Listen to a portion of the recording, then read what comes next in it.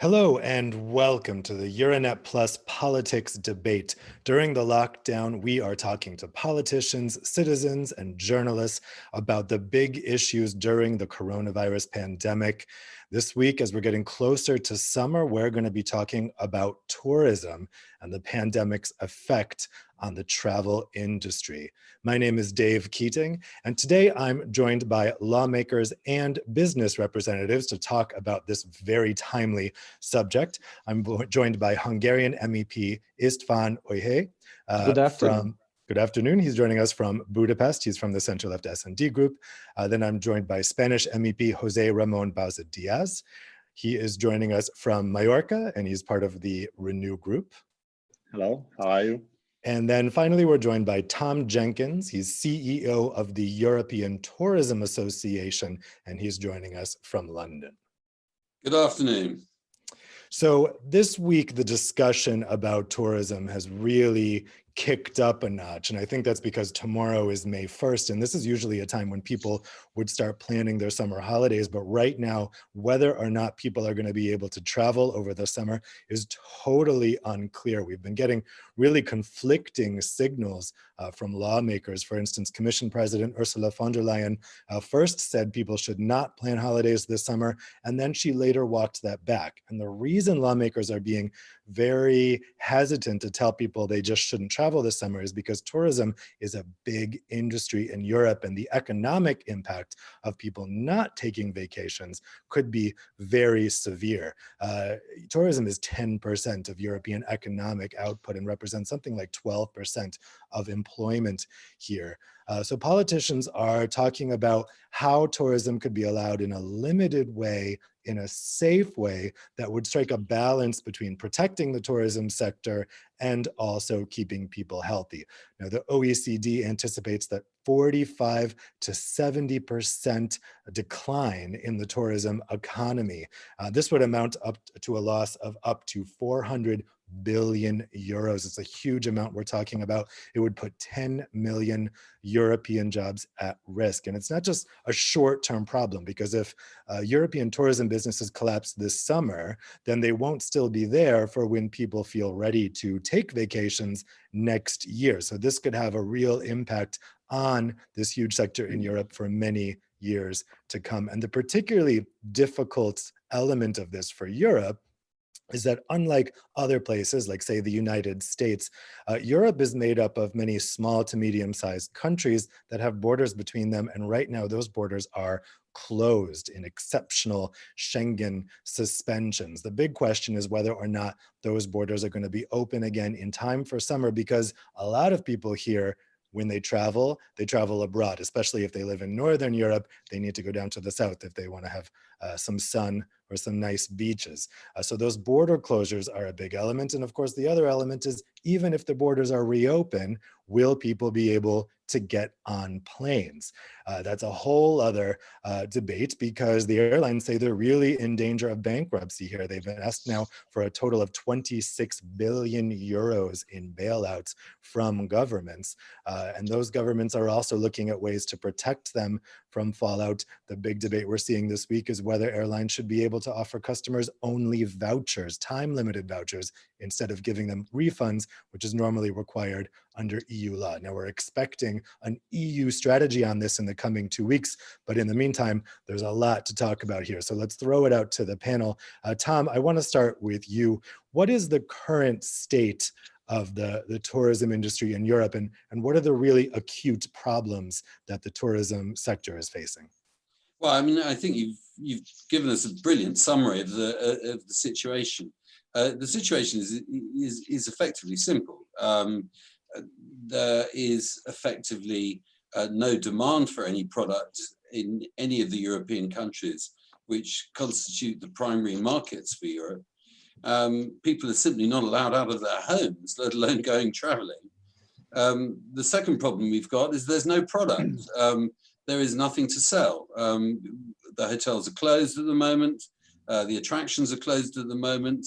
Most of the means of communication and transportation, certainly the public means of transportation, are not functioning. So if you're in the tourism business, you're in a unique position of having nothing to sell and no customers. It's a bit like running an ice cream parlor with no ice cream and nobody to buy it. You're not in business. And so the situation places an existential threat to virtually every player in the European tourism industry. Now, Jose Ramon, sorry, I was just going to turn to Jose Ramon. He's in Mallorca, and that's obviously a very popular tourist destination, as are a lot of places in Spain. So Spain is one of these southern countries that's very concerned about this effect. What kind of effect could it have on the Spanish economy if people stop traveling this summer? Yes, first of all, we have to know what about some figures, just for you to know. Tourism in Spain represents more or less 11% of the total GDP, and there's a million people who is employed in that issue. And with this COVID outbreak, we think that the sector of Spain could lose up until 90,000 million euros in this issue. And in fact, we have to know that one of the things that help us to Spain, as well as Portugal, Italy, or any other countries, to get out of the crisis of the 2008 was specifically by the help of tourism. But in this moment, tourism is one of the most affected sectors that we have then. That is very, very, very important that, that we have to transmit to people, for example, in Spain, that flying to Spain, being in Spain, is as safe as any other country in Europe. And it is very, very important for them to know that you have said before, some politicians has speech in not the best sense in the last weeks. Ursula von der Leyen was one of them, sadly, but fortunately later she changed the point of view. But this week as well, the commissioner from the German government in tourism, he has tell the citizens from Germany, the German people, not to fly to Spain. And this is very, very unfair, first of all, because Spain is as fair and is as safe as any other country. And this is just the opposite. This populistic narrative doesn't have any sanitary criteria. And in fact, this is against about what Europe means, because the feeling, the main important thing in Europe was the freedom for the movement of people, for goods and the services. And tourists is the movement implies the movement of people and the services. That goes directly against the European project. That finally, Spain is as safe as any other country, and that's the thing we are doing here. And you have to know the figures of the death people and infected people in Spain is decreasing every day. Well, as you say, I mean, tourism is a kind of international game by nature, especially in Europe, where people travel abroad so much. And so we're really trying to search for European solutions. And both of you, the two MEPs, you're both on the European Parliament's Tourism Task Force. Istvan, tell me about what the Tourism Task Force and the European Parliament in general is really expecting in terms of how the EU can coordinate a return to somewhat of a tourism sector being allowed this summer? We are a European institution which has lots of members, political members. It means different political parties from different member states. That's why together, politicians, I think we have to organize political lobby for the European tourism industry and for the about 20 million people who are working in the European tourism. So I think, of course, we have some kind of co-decision mechanism with the European Council if we would like to make a decision about the budget. And we have to, because we need more money to support European tourism in the future. But for example, we had to make decisions about the airport slots, and every week we have new important discussions. But the most important, to organize some kind of lobby to make a pressure to take the governments under pressure, and also the Commission. And I think we have three very important things to do now. First of all, this time we have to put the European tourism on ventilator. It means the European tourism companies need money, support, money, not 2 years later, not 7 years later, no, right now, because they have to survive. And after that, we have to rebuild the tourism. We have to open the borders. We have to create this year. We have to create new tourism smart solutions. And finally, the third thing is we need a long time new strategy in Europe. How can we rebuild and how can we keep the European tourism as the best destination all over the world? So that's why we are working. You mentioned these smart solutions, and one of the ideas kicking around out there is if it's still necessary to keep borders closed this summer, then there's two possibilities there. One is that people take domestic vacations, go to places in their own country, being called staycations. And the other possibility is opening up these so-called tourism corridors between specific countries. Tom, let me turn to you. I mean, it strikes me that neither of these solutions will help the countries that really depend on external visitors mostly for their tourism, right? I think you're quite right. I think the big problem we have, frankly, with all these measures is that a partial lifting just simply doesn't work in tourism terms. Nearly every tourism business has high fixed costs. These fixed costs are offset by maximizing capacity, and you cannot run on 50% capacity. The airlines have made it fairly clear they can't do so. And I think most other tourism businesses would fall into that category. So the idea of a partial lifting is to allow businesses to open up only to guarantee that they will fail. So this is not much of a solution.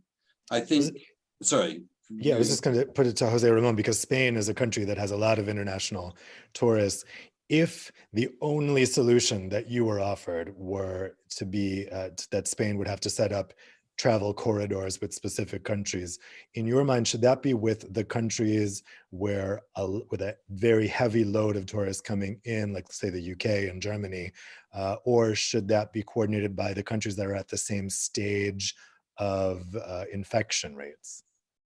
Well, I agree with the proposed by Croatia about the tourism corridors. I think it's a good idea. But anyway, for me, it's more important that it's okay. But for me, it's most important to build trust and security for people, citizens, and they don't have to be afraid of flying.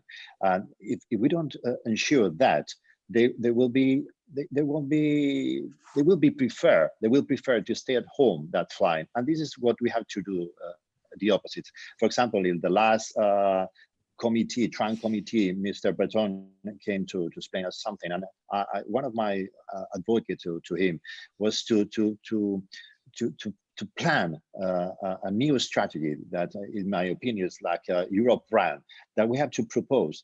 That people, they don't have to think just in their countries, because for us, Europe is more than 27, 26, 28 countries in the last year. We had the whole body. When we had to develop a tourism policy that encourages travelers to leave the borders of member states by giving trust and security. And for me, this brand Europe is a very, very important issue, because we have to give confidence and security to travelers. And if we just stay at home thinking that we are in our own country, what we are doing is make Europe smaller. And we have to believe that being at home is being in Europe, and is, as I said in the previous question, it's as safe to be in Germany, in Holland, in Poland, and any other country as to be in Spain, in Italy, in Portugal, and in Greece, because we have to open mind, and we have never before and special touristic strategy in Europe. And we have, unfortunately, with this situation, but if we think in positive, we have to believe that we have the first step to create a specific tourism strategy for the whole Europe, and not just for thinking in one country. Well, yeah, you mentioned that people need to feel safe enough to fly in order Absolutely. for tourism to pick up. And there's two big hot debates there as we're waiting for some kind of EU recommendations for people to get back onto planes. One element is what the airline should be required to do this. Should they be required to keep seats empty between people, have social distancing on planes? Should they be required to take everyone's temperature? And the other thing is keeping them afloat. Of course, they're asking for bailouts, and there's this debate over whether or not they should be made to refund passengers, which is the normal rule, or if they should be offering time-limited vouchers, which keeps the money with the airlines and then also maybe encourages people to fly this year when they might otherwise be hesitant. It's fun. Let me put those two questions to you in terms of helping the airlines and helping people to feel safe again to fly. Do you think that the EU should come out with strict instructions on, say, social distancing in airplanes, or would that really inhibit the return? And also, what's your take on this vouchers issue? Oh, too many questions. First of all, the UN World Tourism Organization created a good campaign, and the main message is to stay at home, to travel tomorrow. And it's very important because we need a good solution, but if we will start earlier than it's possible, it means we will have more problem later. So I think, which is the most important question, to have a coordinated solution.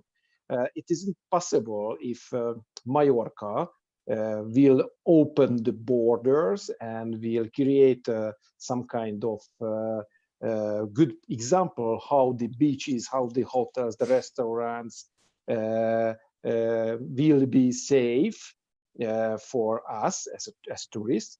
But if those people who will travel there will don't have the same situation at home, then it means Europe will have a bigger trouble later. So the main message is we need coordinated, secure and safe solution here in the European Union. And it is the answer again when we are talking about the passengers, for example, on airplanes. We need the same coordinated solution everywhere, because it's not good if one of the companies will use one way, one example, the other one will try to do something else. It's not good this time. So first answer is yes, I agree. And you have to know that the tourism and the transportation issues are together in the European Parliament. So when we are talking about transportation, it's important for the tourism. And the transportation, the transportation committee, the Trans committee, work a lot with the Commission to find the best solution. And the second thing about the culture, yes, maybe Jose Ramon also supports it. I support it because we need these companies. If we will lose our air companies, if we lose our coach companies, then who and how can we travel in the future? So we have to help them, we have to support them, not because of the companies, because of the workers, the jobs, and because of the big tourism business. And finally, a quick question for Tom. We've been talking mostly here about travel within Europe, but of course, a big part of the European tourism sector is travel from outside Europe, particularly destinations like the United States, like China. For the moment, the citizens of those countries are not able to enter the EU's Schengen area. Do you think there's any possibility that non-Europeans will be able to visit the EU this summer? I think this summer is going to be very tight. I think everything is contingent, as everyone has pointed out, on the ability to fly on an aircraft. If they can solve that problem, and if Europe is open, then there is big pent-up demand. I mean, my members, particularly in the United States and even in China, saying that there is no shortage of inquiries coming through. There's no shortages of bookings for 2021. And when we did a survey of our members last week, we asked them what they thought the prospects for recovery in the American market was. And 75% said that we should expect nothing before 2021. But 25%, which is a significant minority, said that we should anticipate business coming back in the fourth quarter of the year. So really September, October, November. There is a possibility something like that will occur. But So a possibility for the autumn, but not for the summer. But the politicians have got to start concentrating on the economy rather than just the health of the nation as a whole. The health of the economy is going to be the issue coming up, and it will overwhelm our current concerns. Well, that's all the time we have for today. We certainly will be looking keenly at what comes out of both the European Parliament and especially the European Commission in terms of a tourism strategy. I want to thank all of our guests for joining us this afternoon. And thank you also to the viewers at home. We'll be with you again next week for another politics debate. Thanks, everyone. Thank you. Thank you so much. Thank you. Thank you very much. Viszontlátásra.